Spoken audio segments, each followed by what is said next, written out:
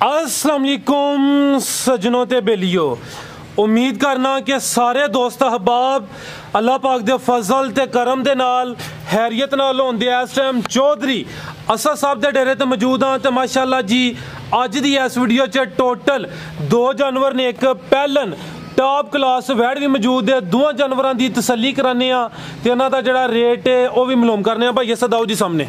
अस्सलाम वालेकुम। वालेकुम सलाम जी। भाई असद की हाल है? ठीक हो? ठीक ठाक, शुक्र अल्हम्दुलिल्लाह। माशाल्लाह जी ऑलरेडी सारे दोस्त जनाब दे नाम तो जनाब दे कम तो वाकफ ने, ऑलरेडी सोहना शौक करांदे हो। दोस्तों ने एक दफ़ा फिर अपना ते अपने डेरे का भी तारफ करवा दियो। नाम मेरा जोड़ी असद जी, पिंड अपना कुबेचक जी, तहसील जिला सियालकोट जी। भाई असद कोशिश करनी है, रमज़ान का महीना है, मुबारक महीना है, जानवर अच्छे ने, रेट सोना देना है इंशाल्लाह। भाई रेट सोना दे अगे भी कोल दे हिदायत इंशाल्लाह। अगे पहली काल ते सारा माल सेल किया। जबरदस्त कराइए शौक जी का जी। भाई लैके आओ जी, ये एक ही वैड है माशाल्लाह जी, पहलन वैड है। दोस्तों ने मुकम्मल जसामत वेखनी है ते जिन्नी आपी ओदे तो ज्यादा ने लिबास किया माशाल्लाह। ए चेक करो जी। भाई असद किनवा सुआ सुई है? भाई पहलन सुई जी, आज तीजा दिन जिसमें। लो दोस्तों फिलहाल बोले ते सोहनिया विरलां ते थन लगे ने, कट वाला आर्डर माशाल्लाह जी। पहलन वैड तीसरा दिन ने, पहला सुआ सुई है। प्यारे भाई इधर चक्कर लवाओ। लो दोस्तों मुकम्मल तसल्ली करनी है, सोहना लिबास किया, मुकम्मल जसामत कद बुत दोस्तों के सामने सोहनी चीज़ है। भाई असद की नस्ल है दी? भाई जर्सी ते फ्रीजियन है, चोलस्तानी ते फ्रीजियन है। फ्रीजियन ते चोलस्तानी माशाल्लाह जी, सोहना क्रॉस है, सोहनी ब्रीड है। ऑलरेडी सारे दोस्त फ्रीजियन ते जड़ी चोलस्तानी क्रॉस ब्रीड है, अदी खूबी अदी हमीयत तो वाकफ ने। पीछे जाके ये बच्चा जी ए चेक करो जी, पीछे दे बच्चा ते लिबास में एक दफा फिर चेक कराना ते सोहने ते माशाल्लाह जी सोहनिया विरलां ते थन लगे ने। चेक करो जी, वाज़े कर दिए, टाइम कोई नहीं लगा, चुवाई तो चुवाई टाइम ज्यादा। ठीक है, यानी कि अदी चुवाई दा टाइम होया, डक्का वगैरह कोई नहीं लगा।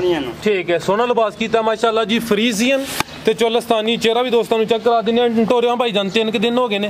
फिलहाल अदर चक्कर लवाओ। फिलहाल बोले ते वे कितना बोला है जी? भाई इस टाइम मेरे को बच्चे समेत बोला जे वेरी कोल 14 किलो। 14 किलो दोवां टाइमां दा टोटल फिलहाल 16 किलो 14 किलो की गारंटी देंगे। ठीक है 16 किलो वे, लेकिन 14 किलो की गारंटी हुई थी। पहलन वैड 3 दिन हो गए ने।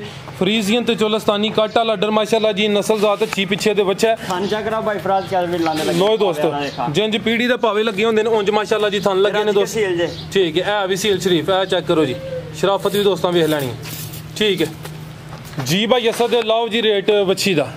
ठीक है भाई, एक मज खोलो भाई बच्ची और किसी को दे ते रेट ते इंशाल्लाह भरा लाना है। मैं इंशाल्लाह भरावां नूं तोहफे देंगा रमजान दा 2,65,000 रुपए।